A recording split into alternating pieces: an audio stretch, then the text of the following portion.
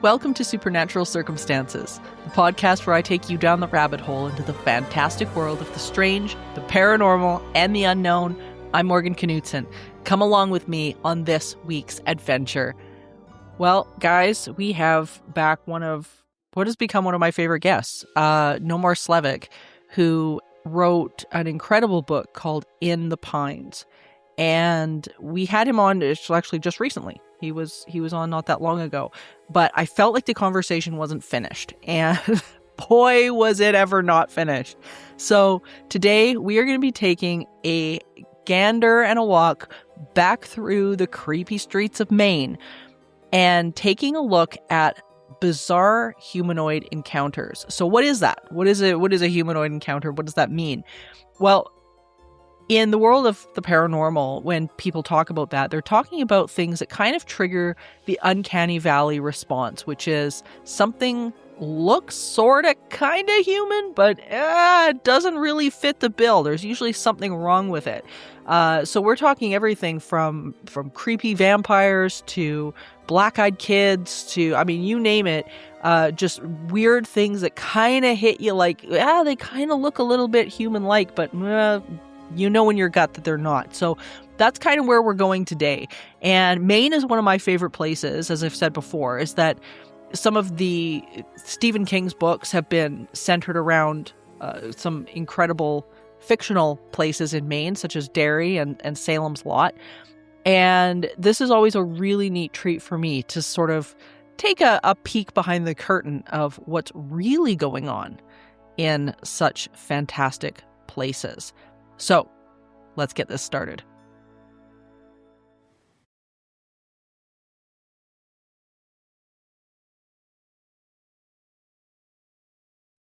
Okay, so I knew that we had to do this again because I was not done with our last conversation. So I'm so glad that you wanted to come back so we can keep this going. So welcome back. Yeah, thank you so much for having me back. Oh, this is so much fun. I had such an amazing time chatting with you the last time, and we touched a little bit on this subject the last round, but I just felt like we could talk about this so much more, and that is the subject of these weird humanoid encounters. And I was wondering if we could just start off with you kind of explaining a little bit about what we're talking about. What do you mean by that? Yeah, I mean, humanoid encounters for me anyways, and the way I went about research for my book that was dedicated to humanoid encounters was anything that was strange or otherworldly, where the encounter was with something that was humanoid in nature, meaning things that we can recognize as human, but in an uncanny valley sort of way. So we're talking head and shoulders and arms and legs. It's biped, but it's not quite right. Sometimes those are really interesting looking alien type beings, but I can also play a little fast and loose and use some ghost stories along with these humanoid encounters, because a lot of them, do look like people. And but when it gets really interesting is when we start talking about pale crawlers or puckwudgies or even mimics. All of these things come in strange shapes and sizes, but they still look a lot like us. But something's off, But that's kind of where I started with it all. Yeah, well, I mean, it's such a bizarre topic because I think so many people maybe on the outside of this are going, okay, somebody needs to take their medicine today when they hear some of these encounters. But I mean, they're so prevalent. There's been so many people over the years that are extremely credible that have had just bizarre things happen to them. One of the reports that I remember really sunk home for me was actually, and people out there who were fans of the Monsters and Mysteries in America show will remember this, was the case of the gnome. The creepy, do you remember that one? The creepy gnome. And just for listeners, there was an episode, and you guys can find this on YouTube because it's out there, of this poor woman, a single mom who ended up moving into this home. It was on almost like a little bit of an acreage where they had farm animals and whatnot, and they had a shed beside the house. And she and the kids and the animals felt this weird presence around this shed. And then all of a sudden, they were hearing footsteps on the porch, like running around. The garden was getting destroyed. And eventually, they saw what they believe was causing this, which was this weird little gnome critter who she described as like this garden gnome that was malicious. And it wasn't just her that described it. It was the resident who lived there prior to her as well. And then when she moved out, apparently, along the Tule River, this was in California, so it was along in Porterville, California, along with the Tule River, the neighbors said they see these things all the time. So that's kind of what we're talking about here today, isn't it? Is these Yeah. sort of weird, like, what the hell? I know, and that reminds me of a story from Maine where there was this woman and she lived in this farmhouse with her husband and her 2 kids. And her husband was away at work and she was at home with the 2 kids. And it had been raining kind of all day and it was now getting into the evening. So it was getting dark. And they were hearing these noises upstairs, and it was really kind of freaking everybody out. Like a door would slam, and they never had paranormal experiences there before. So they were kind of convinced that somebody was in the house. And so mom grabbed a gun that she had in a cabinet in the kitchen because she was scared and the kids were scared. And for a little bit, they all just like hung out on the couch in the living room. And then they started to hear noises on the porch. And when the mom got up and looked out the window, there were like 5 or 6 of these tiny little like white alien looking things. And it looked like had like these jumpsuits on. And they were kind of looking around on the porch, almost like the Hopkinsville, goblins kind of situation. And then she was starting to hear stuff like on the roof and upstairs again. She's like, oh my God, are they in the house? And then she started to hear like the rumble of her husband's big pickup coming up the driveway. So she was like, oh my God, yes, I'm glad he's home. And she hears him like, walking up the porch, and she looks out and none of the little critters are there anymore. And she's like, did you see, these little creature things? And he's like, no, but he believed her because she was so scared. Sure. Yeah. I mean, the people that come forward with these often, I mean, they're not expecting to see this stuff. Yeah. I think of way back, I think the first one I ever heard about was something like the Dover Demon back in the day, right? Where these, or the Fresno night crawlers that are just kind of walking around. It's so diverse, and there's such a broad spectrum of this. I don't know, how do you begin to classify this? I don't even I don't know if you can. Yeah, I don't know if you can, because I think realistically, in regards to us researchers and how we look at things and how we do classify things, I think it's either cryptid or extraterrestrial, or maybe something in between that, what do we call, otherworldly maybe? Like, I don't know. Yeah. For me, that's, if I'm talking to Lauren Coleman, who's the godfather of cryptozoology, at least in my world, he might take some of these things and classify them more as an unknown cryptid, like the Dover Demon case, which he famously investigated and coined the term Dover Demon. And, he had considered it some sort of cryptid encounter. But for me, I always read it as like some sort of little gray alien kind of creature. Yeah. 100%. And, but now, after learning and reading stories and talking to people who have seen pale crawlers, it also kind of looks like a pale crawler. But what the hell is that? Is that just, another alien or a cryptid, or, we don't know. But with the Dover Demon case, just to kind of tie a bow on that, for decades, because that happened back in, April of 1977 or something? Something like that. It was in the late 70s. There was never a UFO or alien attached to that story. It was always considered a cryptid, and that there was no UFO sighting, and that just never sat well with me. So I was doing research after research over the years. Like, there's got to be some sort of UFO connection to this thing. And I was in the New Fork database, I was in the MUFON database, and I was looking in the area, for the months prior, the days prior, and before, and trying to find some sort of UFO connection. I never could. But then I got this book. I always have a stack of books that are like need to be read, Yeah.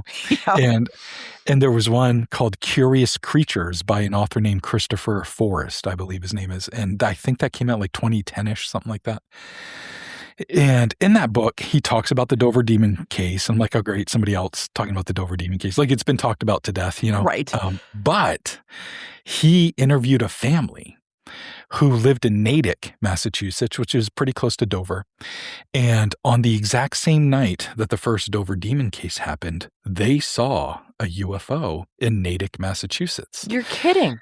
No. And it actually kind of followed their car for a little while, like for about 10 miles or so as they were like getting home. It seemed to pace them. And while they were driving, they also saw this little creature. And they didn't know what it was. It kind of looked like it could have been like an animal because it had been, it was April and it was still like the weather wasn't the greatest and everything was that dull color and it was kind of blending in. So it looked like maybe a little animal, but then they caught wind of the Dover Demon sighting because that kind of blew up for its time. It was in all the papers back then, especially with Loren Coleman and a bunch of his investigators down there trying to find stuff out. So they heard of the Dover Demon case and they're like, oh, maybe that's what we saw. Maybe we saw the Dover Demon and maybe it was connected to that UFO we saw. Yeah. So that was the only connection I could get, the UFO connection to that Dover Demon case. And I ended up emailing the author, Christopher Forrest, to see if I could like get the name of the family or any further information. So maybe I could talk to them. But he never responded, which was too bad. But it's the only time I found a UFO connected to the Dover Demon case. But even beyond that, Loren Coleman had a Men in Black kind of encounter surrounding this Dover Demon case. He actually didn't have it. It was indirect, but somebody went to his place of business where he worked at the time. It was two gentlemen, and they were actually dressed all in white. So it wasn't like black, but they acted like Men in Black, and they had white motorcycle helmets. Really strange. And they went into his place of business and asked to speak to him. They're like, well, he's not here. And they're like, well, tell him to stop discussing the Dover Demon case. And they're like, what? And they're like, just tell him. And so he came to work and this person told him and he's like, what the hell? And so he had heard of, he found another example of like men in white with motorcycle helmets that approached somebody else. Yeah. And I think it was regarding maybe a Bigfoot encounter or something. Really interesting, but he ended up writing it on his Cryptomundo blog when that was going on back in the day. I remember that. So really fascinating that there was, finally found a UFO connection. And then Coleman had his own indirect, like Men in White, Men in Black type of encounter with it. Really strange. Weird. Oh, that is really strange. I've not heard of the Men in White issue. Yeah. That's a new one. Like, it's a strange one. Yeah. I mean, we've had some weird encounters like that out in Alberta as well, where we had a couple of times where I've had people out investigating something. Actually, my friend Jason Hewlett, the last time he was out here, it was a couple of years ago, and we were out at this one location, and we had a black truck come and show up. And I mean, we had told nobody where we were going. Like, nobody knew what the plan was for this shoot. We were filming a documentary.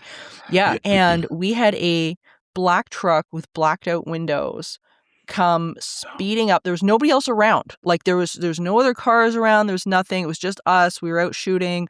It was a pretty remote location.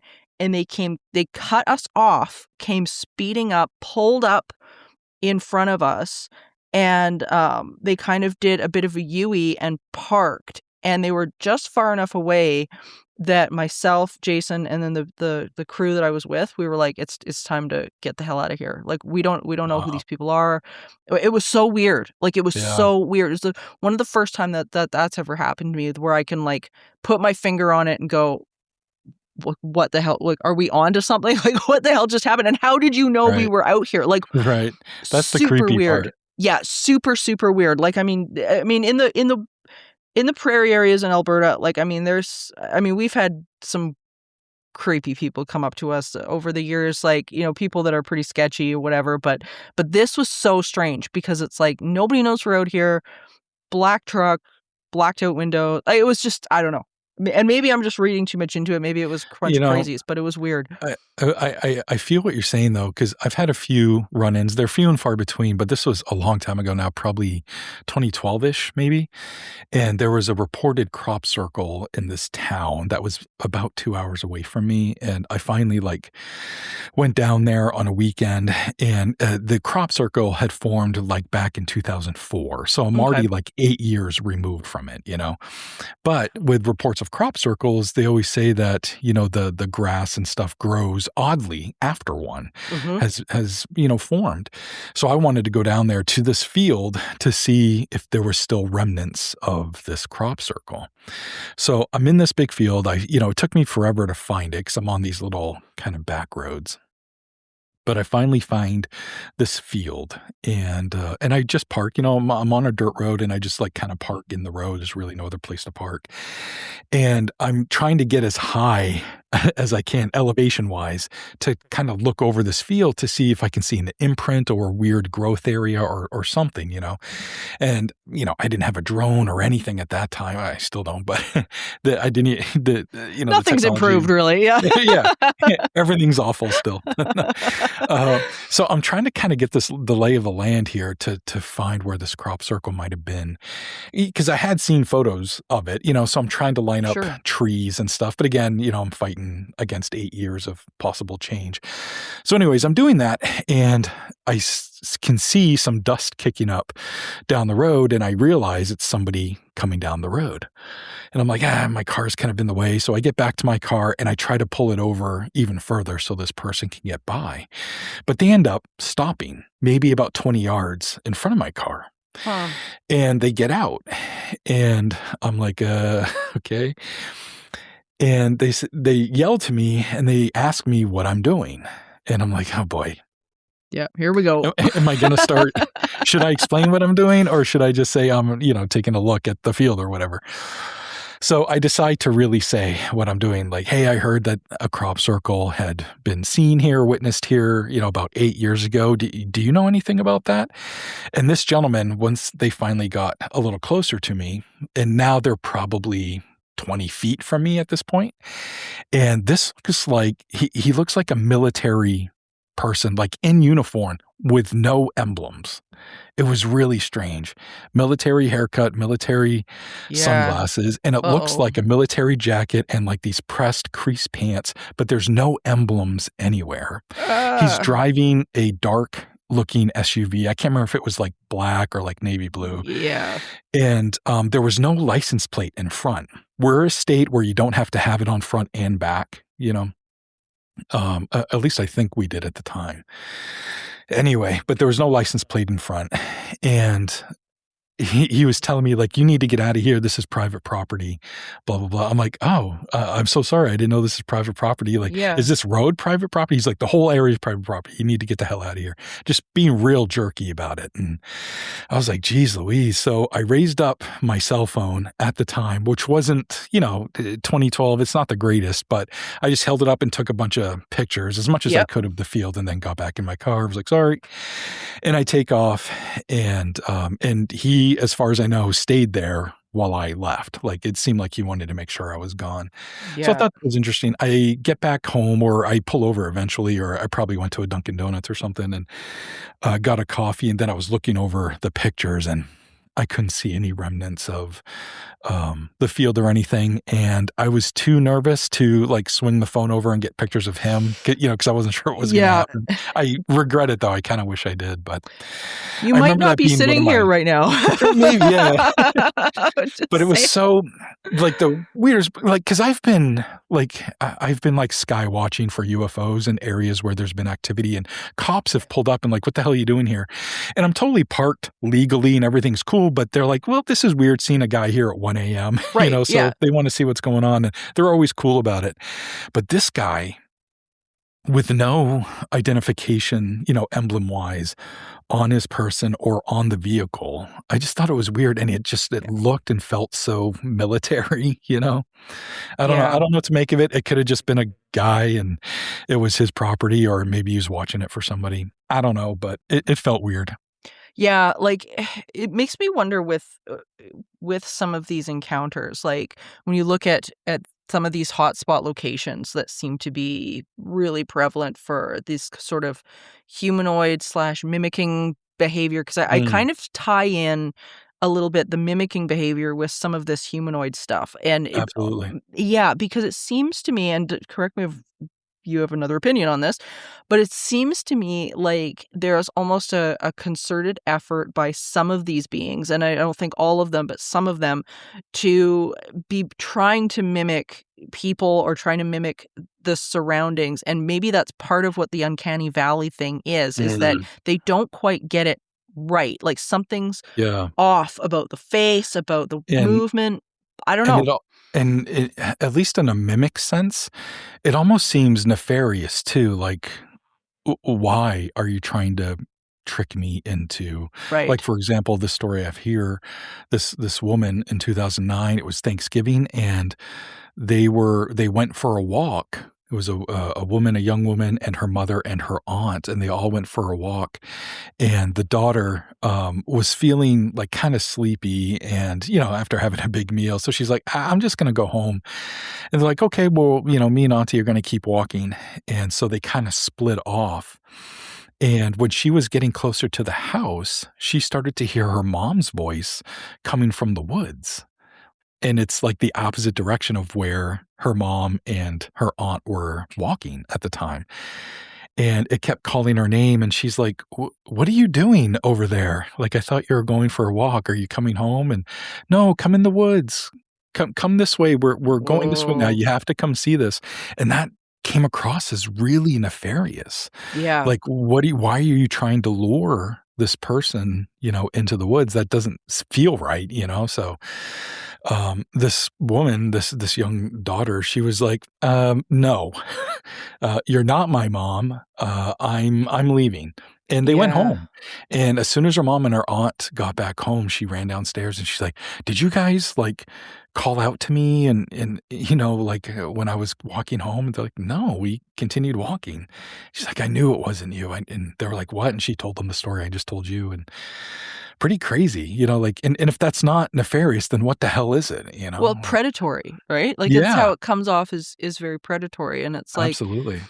I know, I have a friend here in Alberta who kind of had a similar encounter, and she was out actually hunting with, a number of her friends, and she, I believe she was in it was I think it was in Edson, and she had sort of come down this trail, and any Albertans that are listening that have been to Edson, I mean, it's a small, like, mining town, and then it has a lot of dense woods. Like, I mean, if you're a trails person and a woods person, you wanna live in Edson. It's really beautiful, but it's very off the beaten path. If you take 10 steps off the road, you're probably gonna stand somewhere where nobody's stood in 10 years.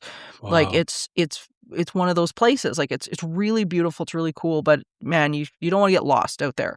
So, she's out on these trails. She's, like, really experienced when it comes to hunting, being outside, all of that stuff, and they had come down this little slope, and I remember her saying that she had gotten to they I mean, they were off the beaten path enough that they weren't near too many people, and there was no footsteps in the snow. I mean, it was wintertime, there's nothing out there, and she started to hear what sounded like it was like an elk or some sort of animal, which, I mean, is not uncommon here, but she said the noise was weird. Like, it wasn't a normal noise for, like, an elk or a deer, but she says it was almost mechanical, like, it sounded that way. Interesting. So, she was like, "Hey, this is, like, a little odd," and it was coming from one batch of trees that were kind of over to her right, and everybody kinda stopped and were listening, and they decided to sort of keep going, and the more that they kind of hesitated, the sound started to change. And she said it went from being animalistic, like the animal was injured, to a person s- asking for help or calling for help. I need help, help. Like, and she said it was so off-putting. Like, it wasn't a normal female that you would expect to be calling for help. There was something wrong with this. And she said she went back because she has been in a number of my classes over with about hauntings and stuff like that. And of course, you get this kind of phenomenon with those as well. And she said it was so disconcerting. She said she knew it was not a person in the Yeah. woods. And the whole group just looked at her and they were terrified. She said some of them were just didn't even want to move. And she said, no, we've got to not panic. We're turn around and we're going to get the hell out of here because she said something's really, really off. But it scared her so bad that she won't go back. Like when I asked her to, like, can we go back to the spot? And she's like, I'll give you directions. Like there's no, Yeah. there's no way. But I mean, like, what the hell is that? You know, if you've got something that's Yeah. mimicking an injured person, it starts with an injured animal and then ends up as an injured person. Like, what the hell? Yeah, it's wild. I don't know if you're familiar with N.K. Kronda. She's a woman out of Texas. She's done a lot of UFO work, and she even started this project where she worked with inmates who were kind of like a pen pal system where they were explaining paranormal activity that they were experiencing in prisons and Wow. interesting stuff like that. And she had this strange experience. It's a few years ago now, but she was in Texas and she had gone to a state park and she was actually like staying the night. She like went out camping and all that stuff. And she's by herself, but she's prepared. You know, she's got a firearm and food and has her vehicle gassed up and all that good stuff. And it had become nighttime and she was in her car and she was in the parking lot and she decided that she was going to, her first night, she was going to sleep in the car and she'd put up all these privacy things up on her windows. And then she started hearing screaming, a woman screaming. And so she's like, what is that? And rolls down the window. Oh my God, there's a woman screaming for help, but it's down this trail into the woods. So she gets out of the car and she's listening. And now it's not just screaming, but it's like, help, help. And almost like she was being murdered, you know? Yeah, And yeah. she got the oddest feeling from it. Like, this isn't real. Something's trying to lure me out there. Yeah. So she fired off a couple of shots and it all kind of stopped, you know? So she's like, I can't stay here. So she left and went to this other entrance, I think to the same state park, but she went to this other entrance and found a game warden and explained to him what she had heard. And he was like, oh, you must have been the gunshots. And she's like, yeah. And so he's like, don't go back there, but thank you. And we'll go check it out. And Right. she doesn't know what happened since then, but or after that, but it was really concerning because in her gut, she felt like it wasn't human. It wasn't a real thing that was happening.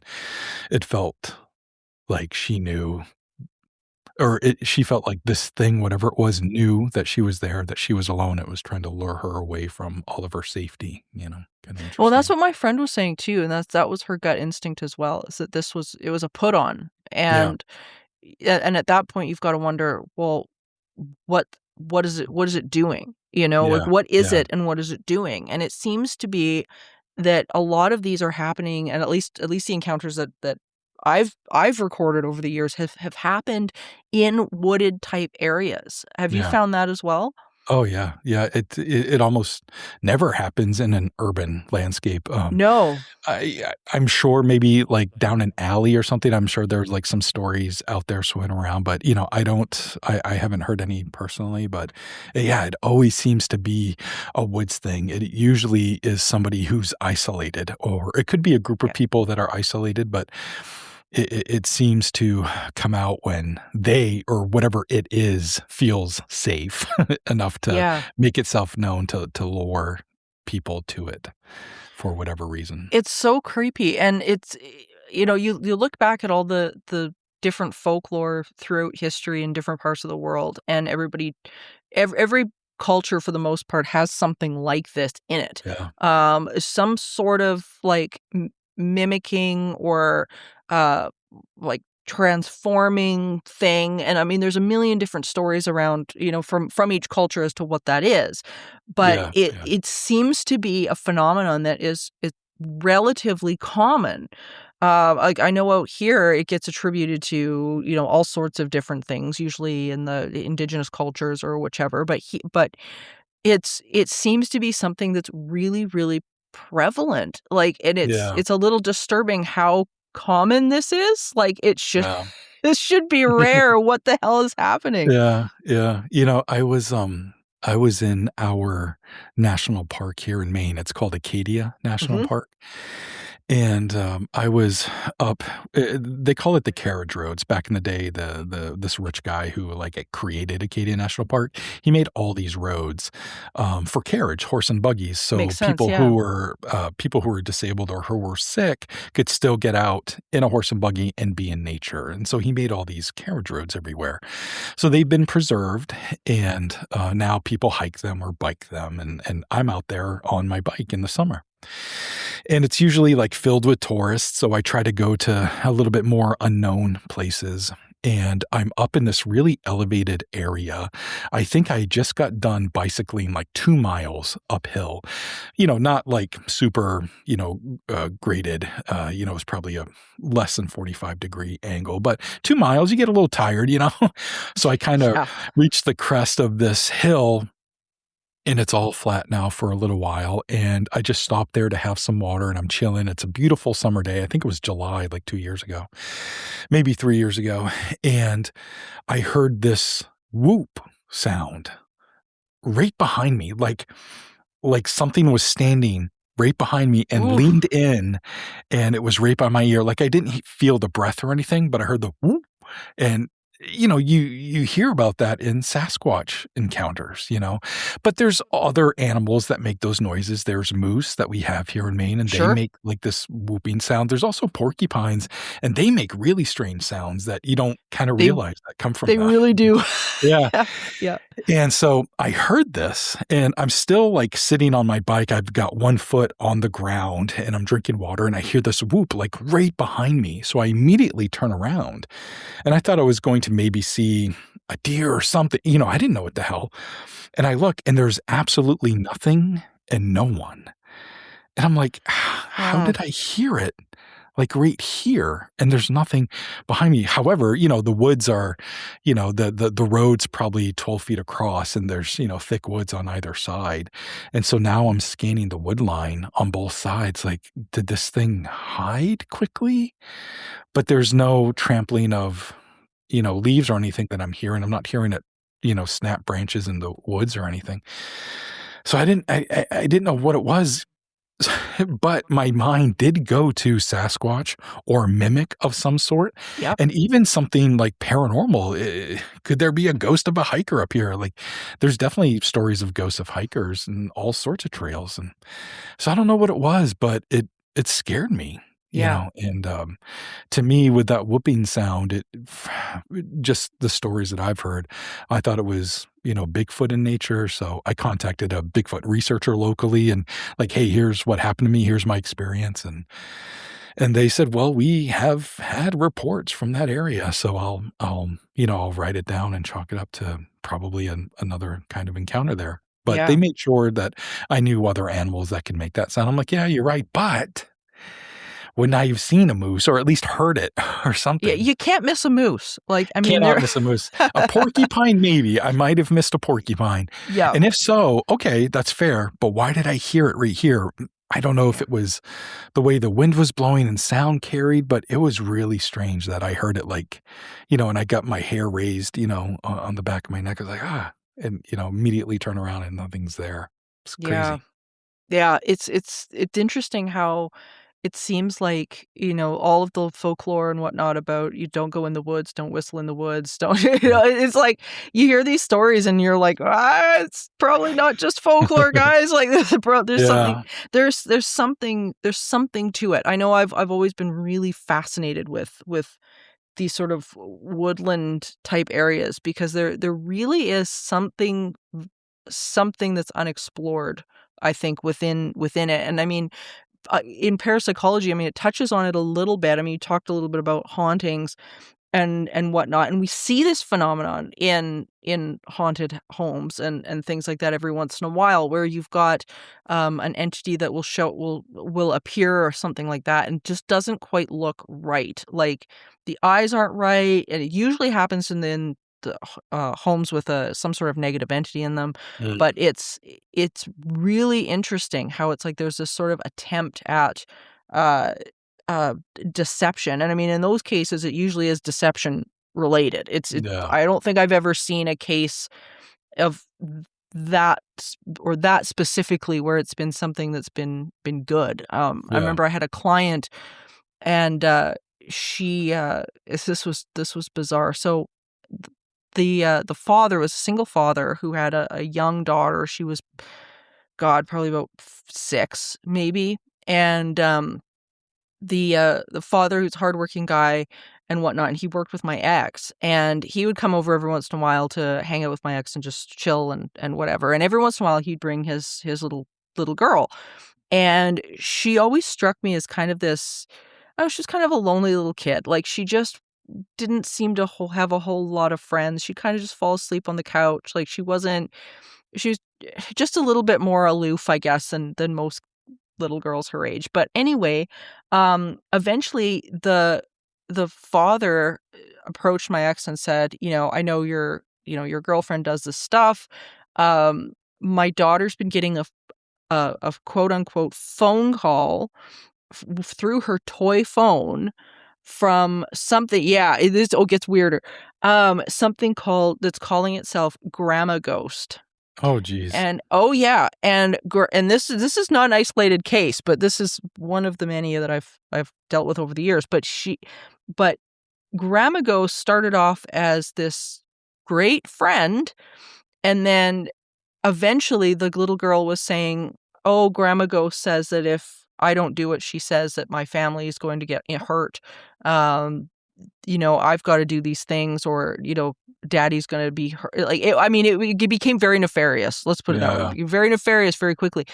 And manipulative, it sounds very manipulative. And I mean, the little girl, she was very believable. Like, I don't think she was, pulling this out of her hat for attention. She just wasn't that type of kid.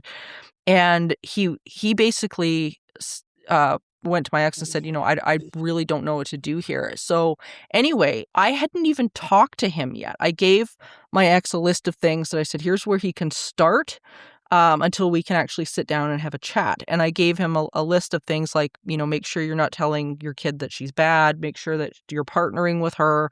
Don't talk to it, because then it'll drive a wedge right through the relationship you've got. And just gave him a whole bunch of tips. Said, okay, well, we'll sit down. Interestingly enough, between me doing that and the father receiving the list of things that I wrote out for him, he comes to work the next day and says the weirdest thing happened. He said, my little girl came to me the other night and said that Grandma Ghost had called and said that she couldn't be here anymore. She couldn't be around anymore. But she'd like to, if she ever was needed, that she could call. She never came back. It never happened. So whatever this was had the awareness that it had been busted. Yeah. And because the little girl didn't know that the dad had spoken to me or to my ex. Like, she had no clue. I mean, she's 6. And, had no awareness that this had been going on behind the scenes. But here's this thing that had taken on a whole other persona in order to try to rope this kid. It was really disturbing, but it's just, again, that's sort of that example of like that predatory. Yeah. In parapsychology, is really weird. Have you heard of the robot grandma story? It comes from another national park, and I can't remember if it's Great Smoky or I can't remember where it comes from. And I'm not sure of the dates either. I forget, but I think it's early 2000s. Just don't quote me on it. I kind of only remember like the kind of crazier parts of the story, but I'll recap it best I could. So this couple and their 2-year-old son, 2 years old, so very young. Yeah. And I think they had a dog as well. They all went camping, and Dad was supposed to be like watching the kid, and he was for the most part, but turned his back for a second. The kid's gone. And he's like, what the hell? So, he gets mom. He explains that, can't find the kid, can't find the dog.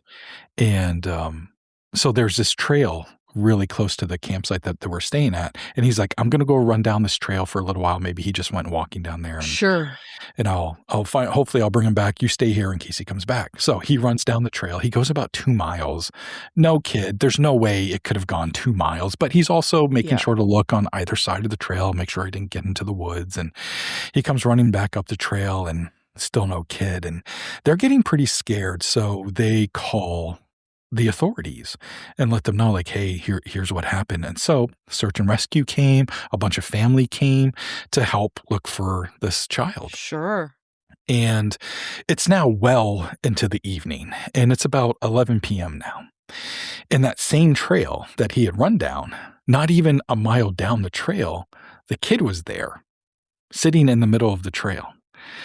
And the rescuer, found him, picked him up, be like, hey, are you okay? Like, what happened, And so finally he gets them back up to the parents, and, the parents are like, oh my God, like what happened? They ended up finding the dog like a little bit after the kid had gone missing, which kind of scared them even more. So the dog was okay, but, he hadn't been with the kid the whole time. So the parents are like, what the hell happened? Right. And the kid couldn't really explain to himself or to the family what happened. He's 2 years old, Yeah. So they bring him to the doctor, and, he's a little dehydrated. He's got some, scratches and bruises, but otherwise he's fine. So 2-3 weeks go by. That everybody's kind of over this, and the parents are at work, or they're going to be at work late. So grandma comes over to babysit, and she's making him some stuff to eat. And while she's doing that and they're hanging out, he goes, you're a lot nicer than the other grandma. And she's like, what? What other grandma? And he's like, when I got lost, I was with the other grandma. And she's like, what are you talking about? And he's like, well, I went down this trail, and someone that looked like you but wasn't you took me by the hand and brought me to this cave. And when I was in this cave, there were all these purses hanging around, and there was a light up top, and there was a couple of guns hanging around, and there was a ladder. And the grandma told me to poop on this piece of paper. And the kid was like, I don't have to poop. And so it kind of made the weird grandmother angry. So she grabbed him by the hand, brought him back out to the trail, and said, sit here and somebody will find you. And that's when the search and rescue guy found him on the trail. What the hell? And he said that she had gone up this ladder to grab the piece of paper for him to poop on. And when she was up there, her head was kind of backlit by this light that was hanging in the cave. And he said it kind of looked like a robot, like her head looked like a robot. And the grandmother told that to the parents, like when they came home, and that's when they finally got the story of like what happened while he was missing. And again, he was saying this all in like 2-year-old speak, so Sure. I don't know how much of that is grandma or the parents kind of, finagling that story a little bit to make it more comprehensible, if you will, but a strange story nonetheless. And it makes you wonder too, like with kids stories. I always think back to my prior co-host for this show. He had an interesting story that he would repeat when he was little. He ended up waking up to what he felt was a possible gray alien the one night when he was a kid. And interestingly enough, he used the descriptor because he didn't know what a gray alien was. He was too young. And that wasn't something that his family was into or anything like that. And he called it the little man with Spider-Man eyes.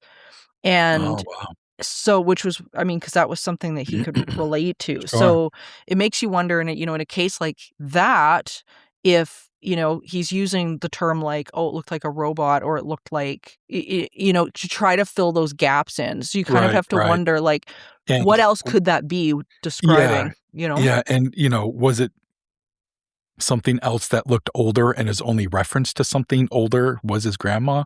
Right. Or was this a mimic scenario where it looked exactly like her, but when a backlit, it was clearly not. a mask or something, like Yeah. who knows? But yeah, that's interesting trying to when you're young like that, you can only speak to your experience up to that Yeah. point, and kids don't know what a gray alien is or No. if something is mechanical, because I think of like the Sandown clown sometimes, and how that was described so strangely, where it spoke through this microphone and kind of looked like a robot, but also, and these are kids describing it. It's really strange.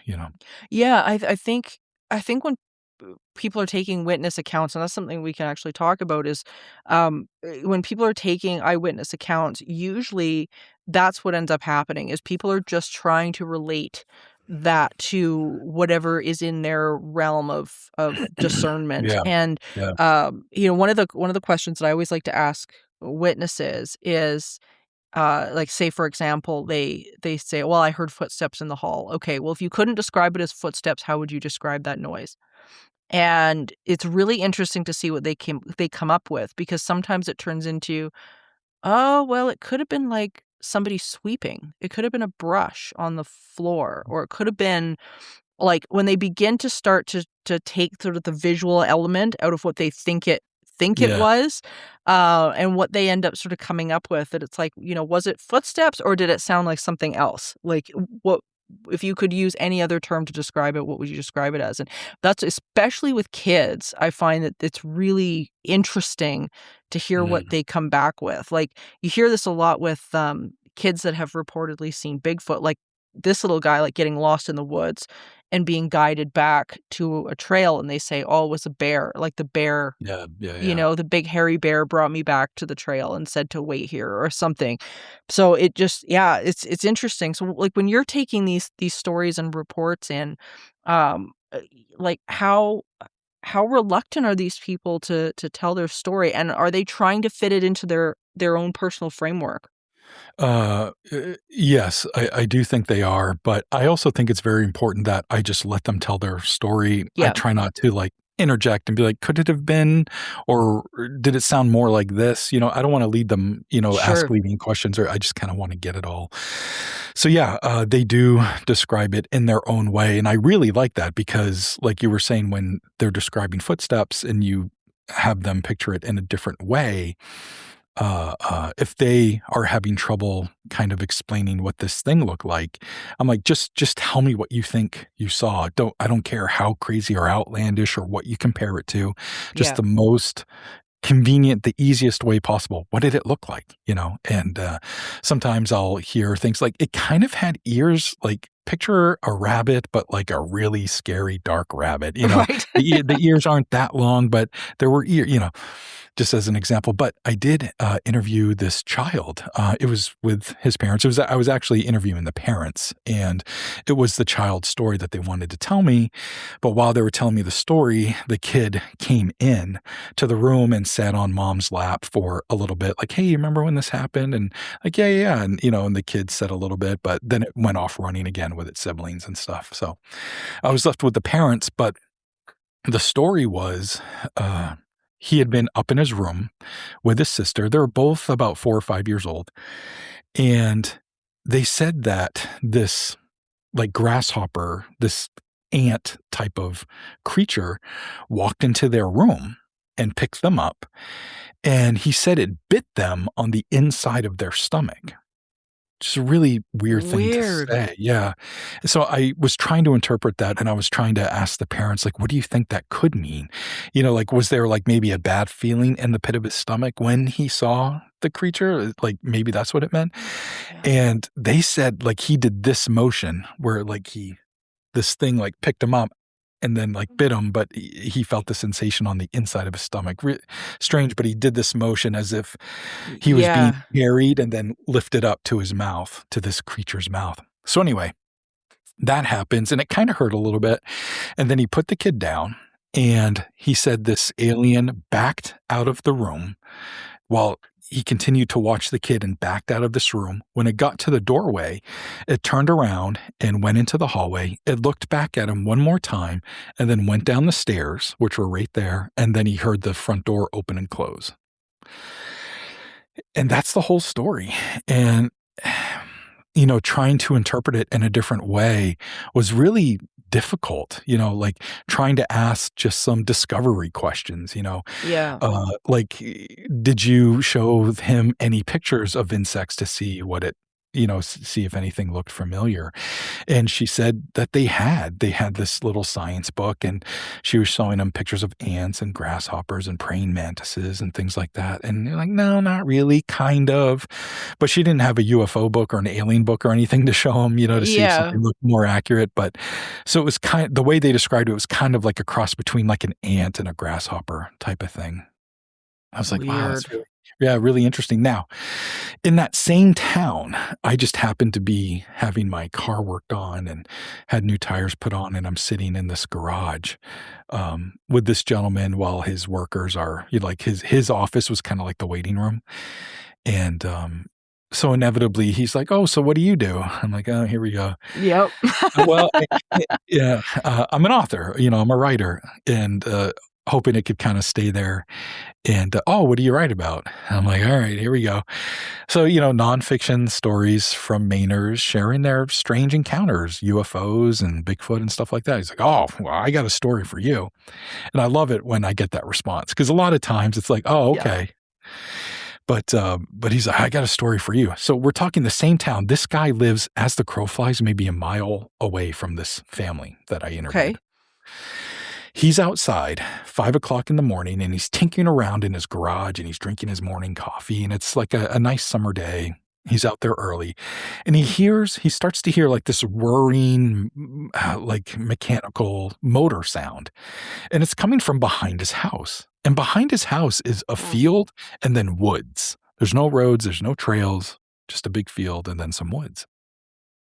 But he's hearing it coming from that direction. So he steps out of his garage and he's got his coffee and he's waiting because whatever it is getting closer. It's getting louder. And he's like, well, Yeah. whatever it is, I'm going to see it in a second. And he was kind of like looking higher, thinking it might have been maybe like an airplane, like a water plane that was going to like land on the water, which isn't too far from him.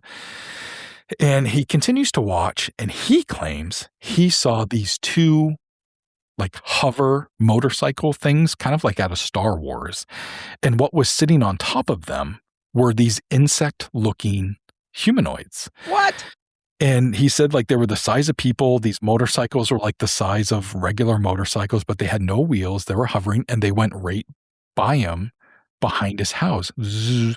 They didn't look at him. They didn't pay him any mind. He just saw that and he's like, well, that's enough for me. And he went back inside. And he's never told that story to anybody. Oh my And God. and it happened to be like 2 or 3 weeks after I interviewed this family who also had like an insect humanoid encounter.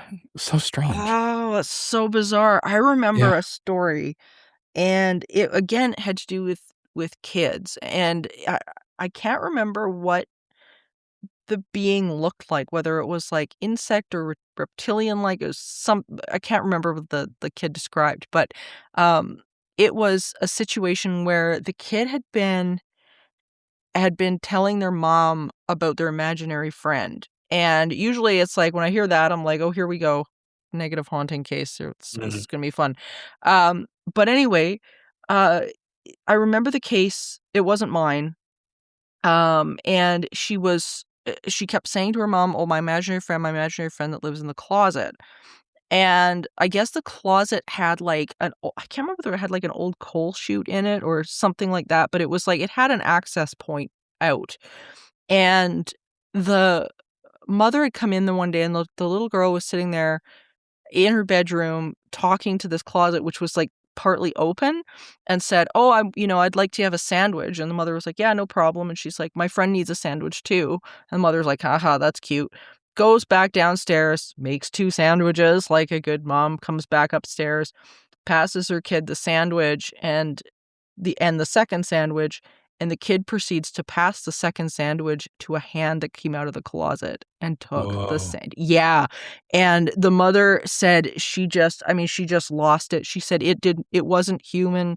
It was a hand, but it came out of the closet and it was this horrendous looking thing that didn't belong there.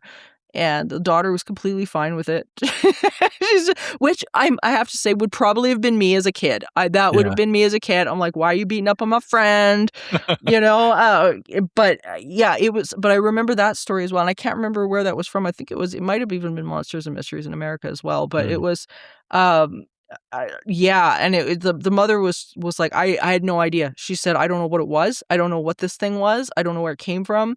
It wasn't a person, but this damn thing was, I guess, I don't know, came out of this area. Like, where are these things coming from, Nomar? What is going on? I don't know. Like, if I knew, It'd be a whole other show. Yeah, we'd be having a different kind of discussion. And yeah, I'm always awestruck by the stories that I find. I never have answers for people. I never have good reasons. And the only thing I can tell them is, if you don't mind, let me share your story. Hopefully somebody else who's experiencing something similar will get something from it, and yeah. And how important is it to, out of all these cases that we've talked about today, that I think really leaning on your instincts truly is like this, because I talk a lot about on this show about being like mindfulness and sort of paying attention to your inner being and your inner signals and whatnot. And I think these cases are just such a primary example of why that's so important. Like, how many cases have we talked about just in the last hour where, who knows, their lives might have been saved from the fact that they didn't go down the trail or they didn't respond to, it seems to me like that is such a paramount lesson in all of this. Yeah. It is. And, I'm hoping that people continue to trust their own gut, like for that kid who, got bit in his stomach.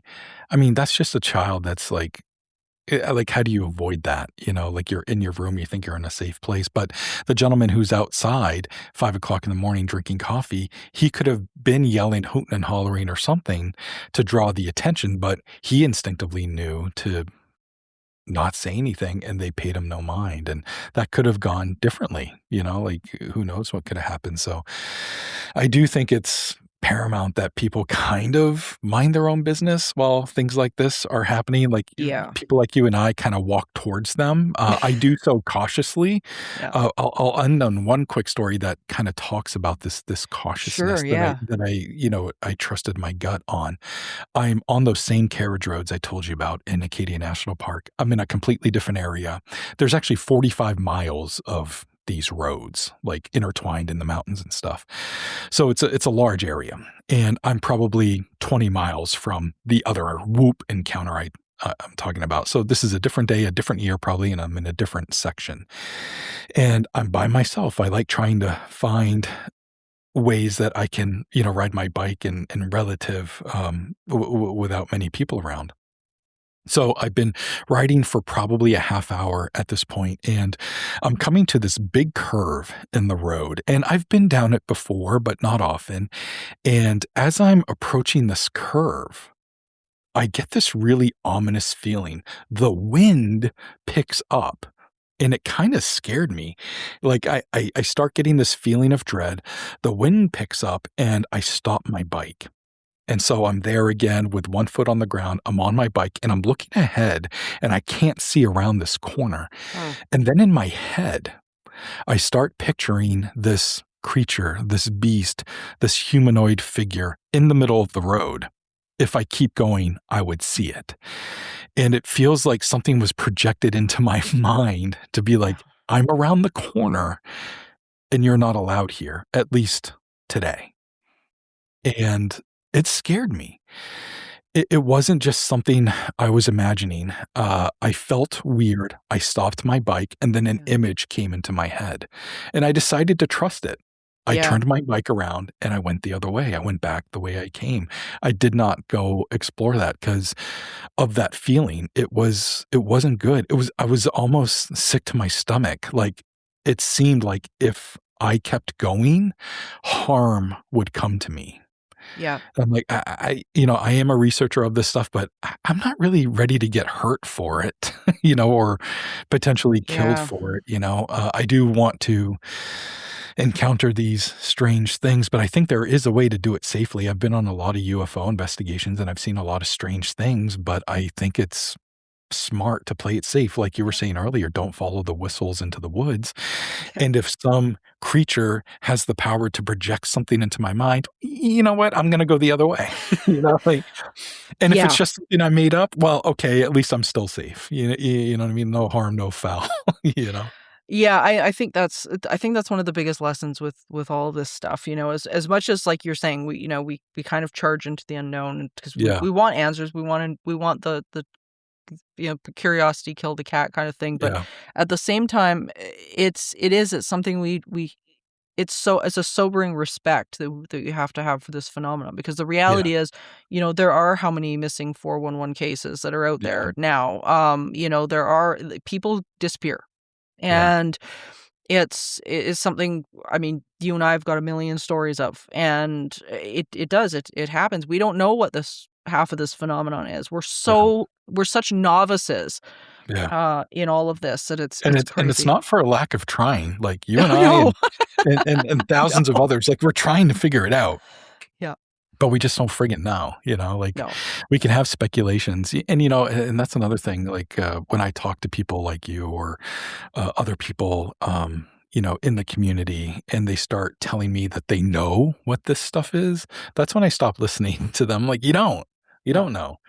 You might have an idea. Maybe it's extraterrestrial. Maybe it's some sort of cryptid or something like that. But when people start talking to me about species, and I'm like, all right, I'm not sure how much you really do know. Yeah, it's a lot of assumptions. And I think playing around with assumptions can be careless. You could lead people into maybe not following their gut, because they do think they know or whatever. And I just think it makes sense to play it safe, and you can speculate all you want, but I don't know. There's a difference between speculation and misinformation, and I'd rather be on the side of speculation, Oh, I completely agree. Actually, what will be last week's which will be an episode from last month, because this is going to air in May, but what will be an episode from last month, I actually had on Mr. Sam Sheeran and Anne Marino. Sam. Yeah, and we talked about that. We talked about hoaxes both perpetrated by the media and also by laymen, and that was that's the one thing, is this you have to fall back on your instinct, your gut, and integrity, I think, with all of this stuff, and having that inner integrity to know when to stop and turn around and reevaluate before you're sort of blowing assumptions out of the water. And it's okay to say, I don't know. 100%. Like you don't have to be an expert. There's no experts in this. You might be able to be an expert like on a case. You might know a case up and down, but you're not an expert on like aliens, in general. Like I write a lot about them, but I know as much as I knew when I first started. That's how much I know now. Yeah. You can be an expert. More stories. You can be an expert, I think, in the knowledge that we have up until now. But I think the learning, it never quits in this, because never stops, because we are just not in a position at this point to know what the hell is going on. I mean, our little itty bitty perception radius is very small, and we have we have limits, our little human brains.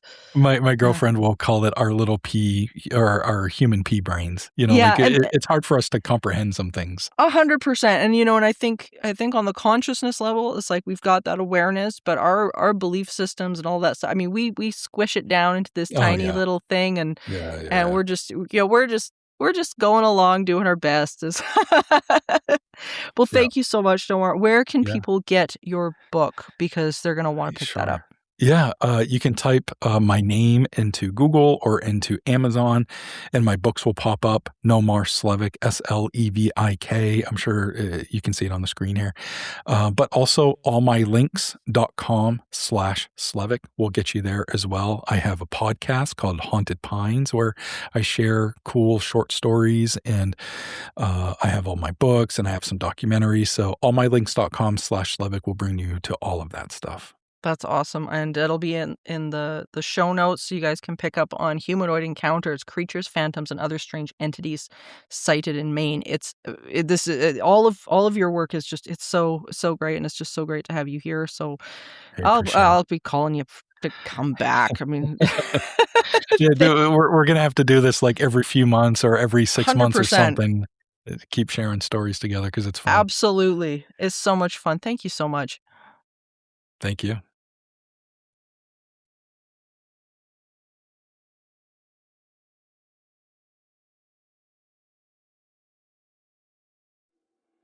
Well, that was creepy and disturbing. And hopefully it doesn't give everybody nightmares, or well, maybe we hope it does. I don't know.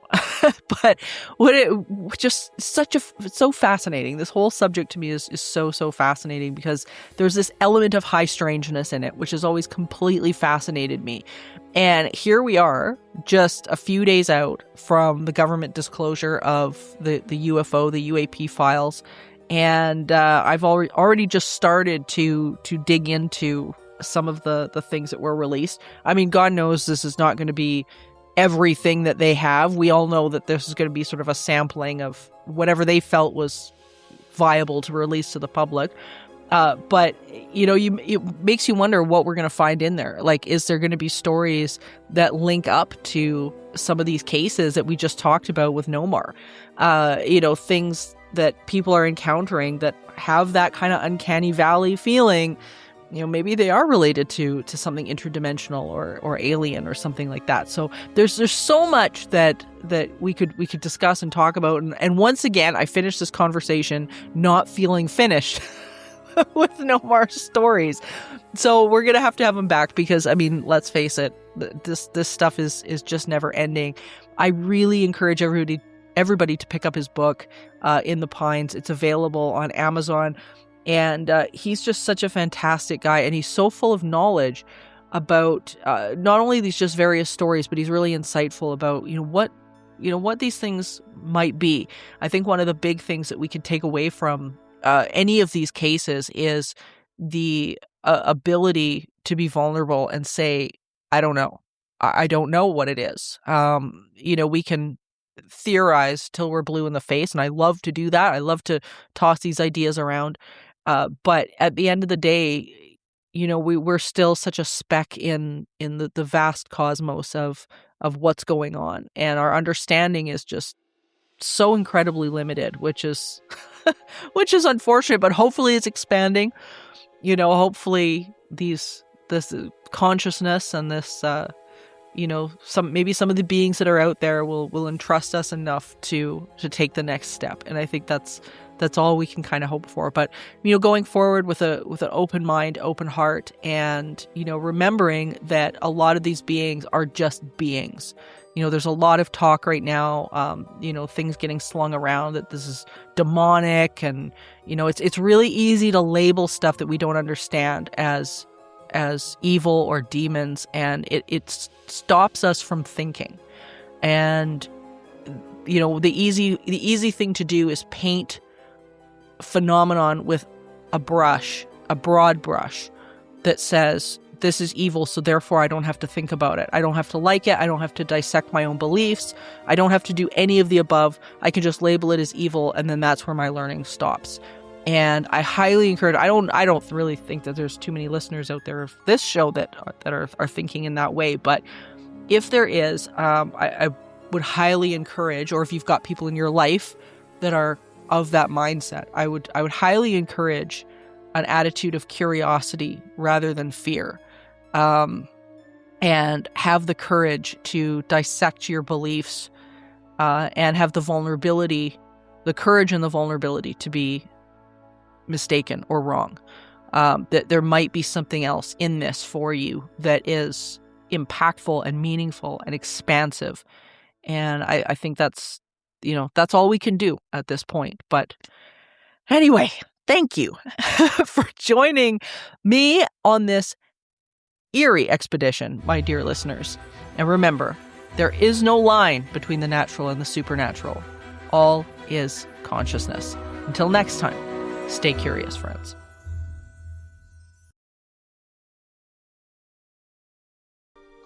Supernatural Circumstances is a co-production of Entity Seeker, Paranormal Research and Teachings, and the 20th Plane.